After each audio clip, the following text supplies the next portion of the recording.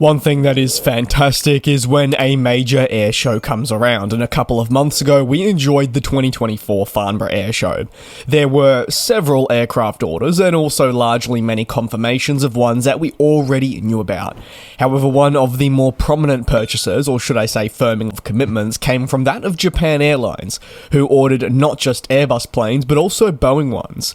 What did they order though, and more importantly, what led them to this decision? Well, Japan Airlines firstly confirmed that it would be purchasing more planes from Airbus. The firming of a pre-arranged commitment that you may recall came earlier this calendar year focuses in on two very popular aircraft types in the plane maker's portfolio.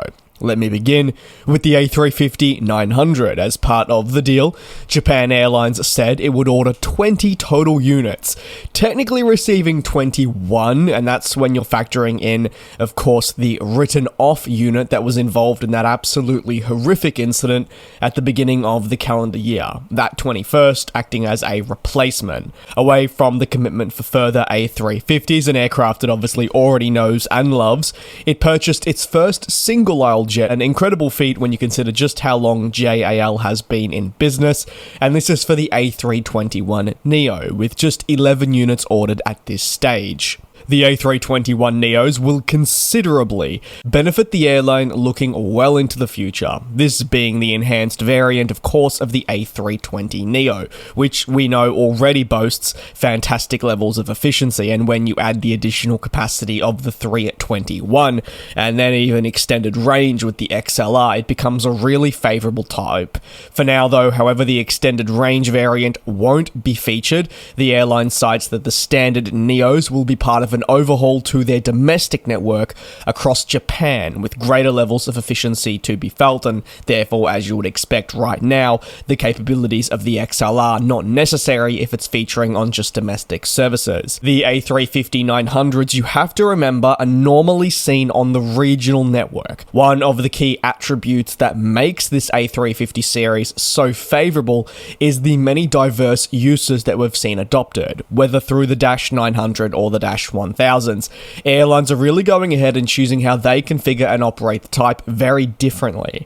These next batch of A350s, however, may very well steer clear of the more traditional usage as the airline focuses on these planes for international market. Again, this representing a strategy shift from what has typically been seen for A350-900 operations to date. Boeing was another part of the integral recent order. The airline announced it would commit to 10 more 787-9s and 10 options to activate these later should it wish to do so. The purchase of these planes is really important for the international network as well.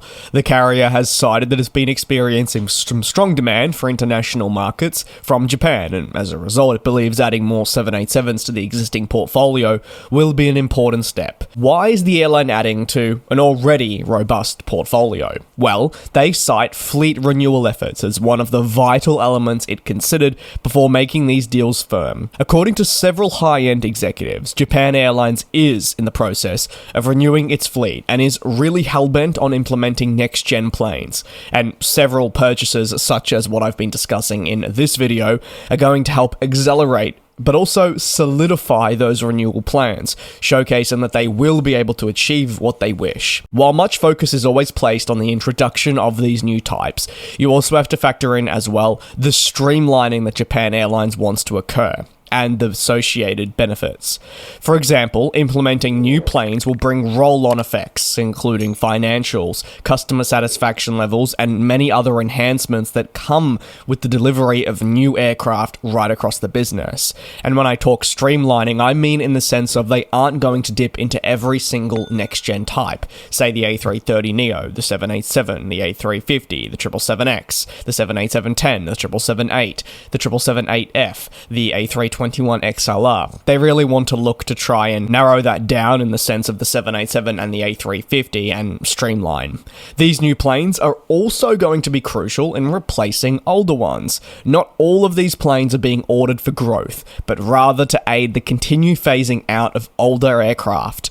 Streamlining, like I touched on, to fewer aircraft types, but also equally capable ones, will lessen complexities. For example, the airline still flies the 777-300ER, which averages almost 20 years and will be phased out in the future. Furthermore, Japan Airlines also has 767s to its name, these averaging 17.2 years, but moving towards just the A350 and the 787 for wide-body flying is the best decision the airline believes it can make. They wouldn't be the first, and likely not the last.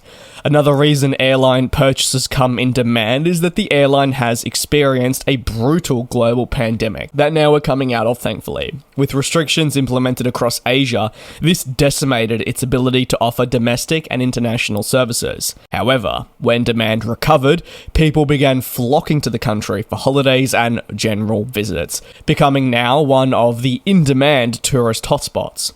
While you can't expect necessarily that to always continue, as we can't predict anything given what we've seen take place over the last 5 years, Japan Airlines does know at least it's seeing steady increases and in demand, and as a result, it needs these planes to help aid capacity in the next decade and beyond. Further to that, the Asian landscape is highly competitive. Simply put, JAL can't get complacent by any means. And it needs to continue innovating to ensure that its end of market share remains high. So let's dive a bit more into the purchase before I conclude. The expectation is the A321neos will begin being delivered from 2028 onwards, with a focus again on the domestic network. Meanwhile, the A350-900s are cited as being able to reach markets such as India, and maybe within Asia should it wish. However, because of high growth regions such as North America, they really do highlight that the possibilities for deployment are undoubtedly endless, and that's why the company is excited about the future.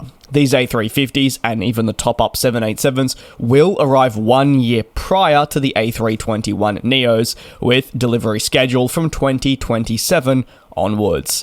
Well, that's going to conclude today's analysis. If you'd like me to take a look at some other aircraft orders and why the company at least has cited publicly for this purchase, you can let me know down below in the comments. Thanks for supporting the channel here on GlobeTrotting, it's appreciated. Take care, be safe, and I'll see you in a couple of days for more analysis. And we'll fly.